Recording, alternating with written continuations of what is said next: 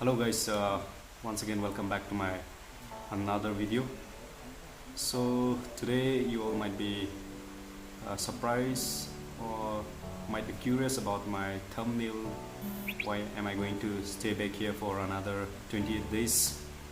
So I'll just say in a short way, one of my friend who was also here in the quarantine center who was tested positive, so she was taken back to hospital day before yesterday by an ambulance. So for which we also, even though I completed my 14 days of stay here in my village quarantine center, I have to stay back for another days more. It seems like they will be coming for swab testing again, so I have to do that and wait for the second result. So till then I have to stay back here. I don't know how many days am I going to stay back here, but let's hope and see how it's going to be.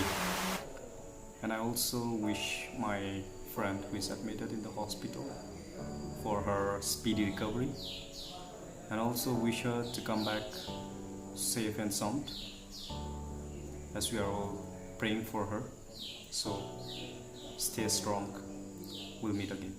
Right now it's heavy rainy out here, so let me just show you the weather out here and some of the views. So let's go.